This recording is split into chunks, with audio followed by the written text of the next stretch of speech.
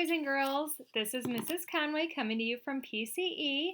I have a story this week called The Seven Silly Eaters, and it's by Mary Ann Hoberman and illustrated by Marla Frazee.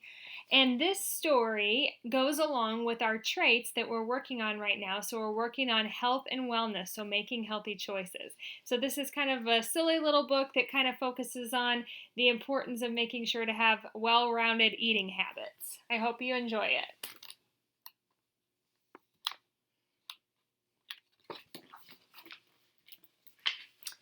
Not so long ago, they say, a mother lived just like today. Mrs. Peters was her name, her little boy was named the same. Now Peter was a perfect son in every way except for one. When Peter was just 1 year old, he did not like his milk served cold. He did not like his milk served hot. He liked it warm, and he would not drink it if he was not sure it was the proper temperature. But Mrs. Peters did not mind. She was a mother sweet and kind. And when his milk spilled on the floor, she patiently prepared some more. She'd take the bottle from the shelf and chuckle softly to herself, "What a silly sort of eater is my darling baby Peter."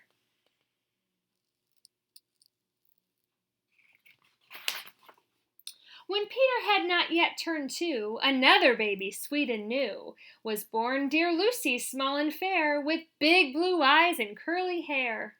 But long before this child was grown, she had opinions of her own, of what she'd eat and what she'd not. She hated milk both cold and hot, and warm was worst of all. Instead, whenever Lucy dear was fed, she bellowed for pink lemonade, not from a can, oh no, homemade.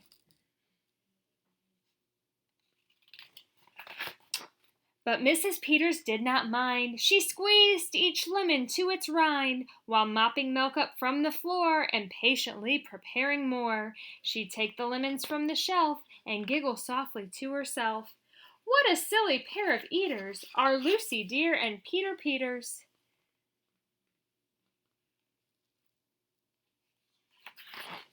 Now Lucy grew and Peter grew till he was 3 and she was 2. And who was 1?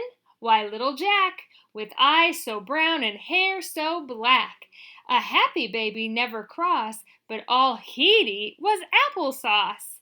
Peeling apples by the pound, Mrs. Peter faintly frowned. She'd take the apples from the shelf and murmur weakly to herself, "What a silly bunch of eaters are Lucy, Jack, and Peter Peters." Peter, Lucy, and young Jack had another brother, Mac. Mac was charming, round, and plump, but if his oatmeal had a lump, Mac would dump it on the cat. Mrs. Peters hated that.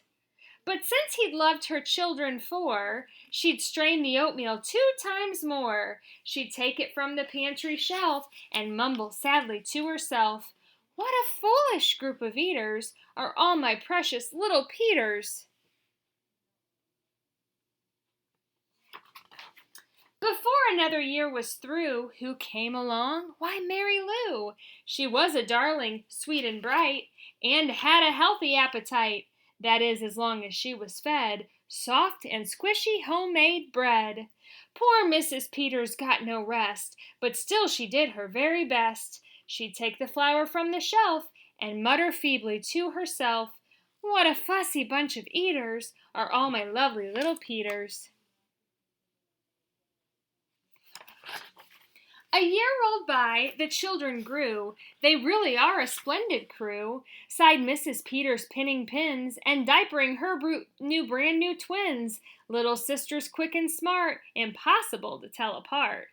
But Flo liked poached eggs, Fran liked fried. If she mixed them up, they cried. Tired to the very bone, Mrs. Peters groaned to groan. She'd take the eggs down from the shelf and whisper weakly to herself, "What persnickety young eaters are all my 7 little Peters." Now time went by as time will do, and as it passed the children grew. The problem was that as they grew, their appetites kept growing too, but not their choice of what to eat. Each child continued to repeat. They wanted what they'd had before. The trouble was, they wanted more. Oh my goodness, look at her kitchen. Creamy oatmeal, pots of it, homemade bread, and lots of it. Peeling apples by the peck, Mrs. Peters was a wreck.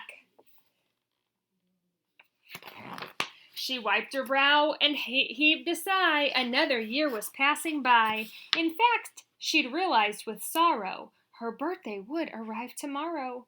Drearily she shook her head and wearily went up to bed. She looks pretty tired, huh? She thought the children had forgot her special day, but they had not. At crack of dawn they all began to carry out their secret plan. Mrs. Peters would be fed a birthday breakfast in her bed, a breakfast made of all the foods that kept them all in such happy moods. So while their weary mother slept, down the stairs the children crept, and from the cupboards and the shelves, happily they helped themselves. Cheerfully they chopped and stirred, preparing what they each preferred. But despite the pains they took, since nobody knew how to cook, to measure things or make them hot, the more they tried, the worse it got.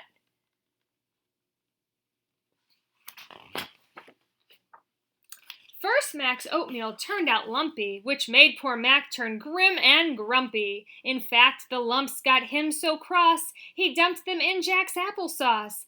This bothered Jack so much he threw it in the dough of Mary Lou, who tossed the mishmash that made straight into Lucy's lemonade, and that put her in such a huff, she poured the icky sticky stuff into the double frying pan that held the eggs of Flo and Fran, who flung the hodgepodge on the spot into the milk in Peter's pot. All right, how do we think this breakfast is going to turn out? I don't know, it kind of sounds like a little bit of a disaster to me. But when they saw what they had done, they wished they'd never had begun. They'd hardly slept a wink that night, and still things hadn't turned out right. And even though they tried their best, it hadn't worked. They were depressed. They'd be in trouble too unless they found some place to hide this mess. The oven seemed the perfect spot. They all forgot it was still hot. They stuck the pot inside and then they all went back to bed again.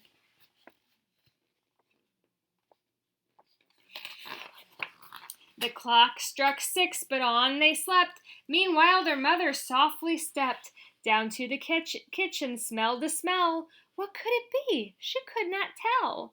It smelled so good she sniffed some more, and opened up the oven door. She woke the children with her cries. They all came running in surprise, and in the kitchen what they found was Mrs. Peters dancing round, and in the oven, no mistake, a pink and plump and perfect cake.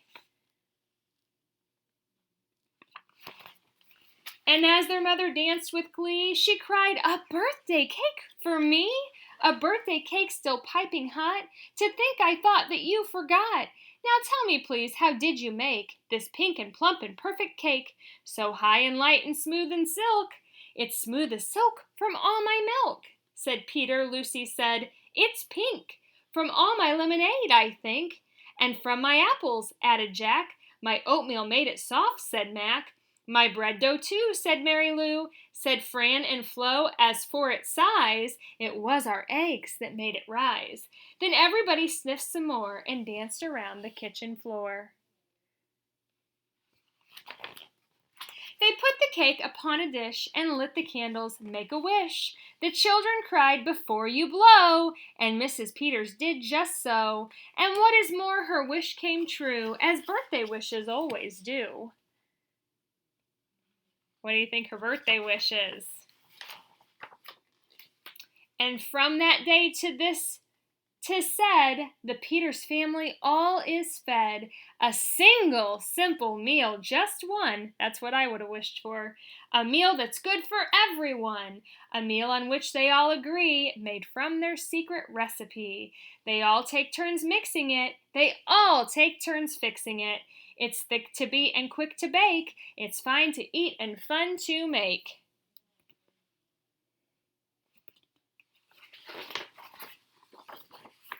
It's Mrs. Peters' birthday cake. All right, boys and girls, so I thought that this was fitting because it just talks about a bunch of kids who were really picky eaters, and I know some of you can probably relate to that. So it just kind of takes you through like all that was put on the mom for trying to make meals for every different person and kind of how they learned that lesson from doing it themselves and then finally working together to find a meal that worked for all of them. So this is just kind of a lesson on maybe, trying to try new things, try mixing up different things for what you eat during the day and just trying to kind of branch out and try new things that can help you be a healthier you. I hope you enjoyed the story, The 7 Silly Eaters, and we'll talk to you soon.